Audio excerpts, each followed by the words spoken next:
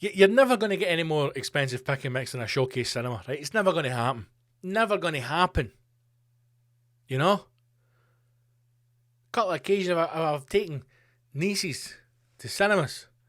You're taking a small business loan in order to get can I get a pick and mix? In the name of God.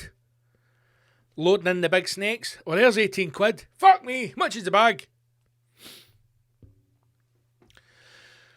Maybe Woolworths need to have some kind of conjunction, you know. Maybe they should open up next to cinemas. Maybe that could be the thing. Get your pick and mix in Woolworths. Get into the cinema. It does feel as if the security systems around bringing your own food into a cinema has relaxed over the years. When I was young, I can vividly remember my grandpa taking us to the cinema quite a lot. And my grandmother, in her thriftness, or it was the Irish in her, you weren't allowed. I mean, the very thought of being able to purchase condiments, sweeties, drinks in the cinema. Do you think we're fucking made of money? You took the stuff with you.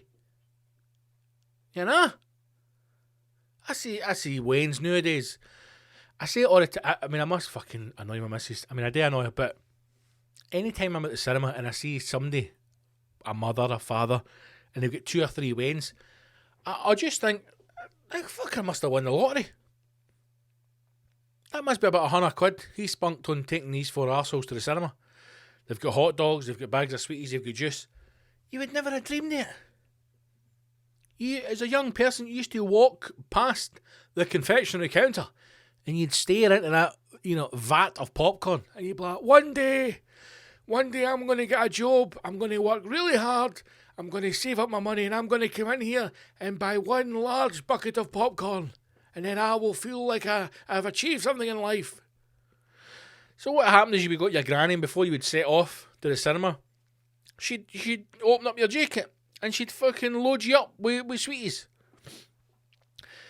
She used to put packets of crisps in your sleeves, right? This isn't my gran done because she was convinced that the security man at the cinema would search your pockets for contraband, like it's a fucking SS camp. Stop! What film are you going to see? Aladdin, big man, we're going to see Aladdin. Empty your pockets. To the ovens! He has a packet of Palm Bears. To the ovens! She used to put packets of crisps in the sleeves of your jacket. And then if you had an inside pocket, you got like some sweeties in there, but it was always rolls of sweeties, so it was easy to store, right? Maybe her logic was if it poked out the jacket, they'd think it was a pen, right? Whereas if you had a packet of sweets, oh, the fucking dick's got a packet of sweets on him, man. Get him in the oven. So what me and my brother used to do is, when you were queuing up to go in, you would go to that and like fuck the arms of my brother's jacket and try and pop his crisps, you know? So you'd be standing in a queue, you just hear bang! And then a child crying as fucking the remains of a packet of Quavers dribbles out his sleeve. Do you have contraband on you? I used to find that funny and go, you can't bring your own food into the cinema. As if some fucker's turning up with like a barbecue up the back getting some burgers and some ribs going. So I used to sneak food in, and then all that would happen is you would try and find a part in the film at the start where you could all open up your can of ginger. Because you were too scared. I don't know if it was I often think, is it a social? I don't know, like, obviously I know now you can't hit kids, right? Which is a fucking joke. I'm not saying you should. I'm not saying you should hit children, but the fear of being physically harmed should be there, right? I was never hit. You were hit a bit when you were older, right? You could take a slap, but you had that fear, you had that worry that you were going to get any bother.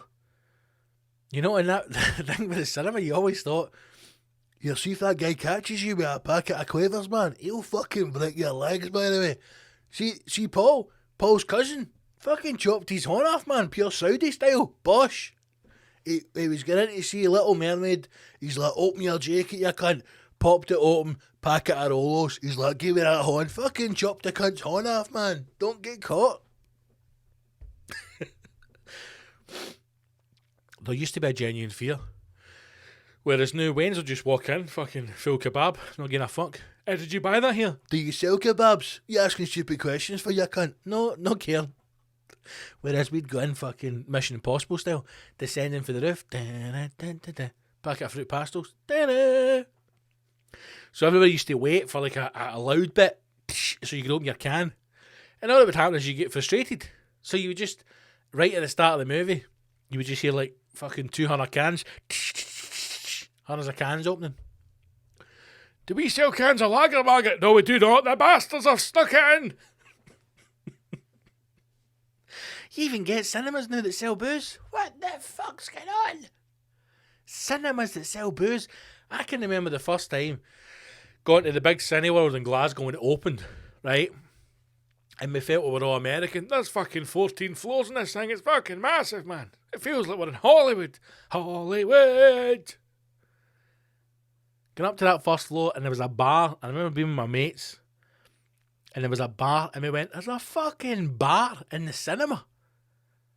Sitting having and it felt weird. It felt like you were going to get into trouble. Sitting here sipping a pint going, I can't believe I'm drinking a pint in the cinema. Who's driving? Who gives a fuck? Oh, how did we get talking about the cinema? Fuck knows.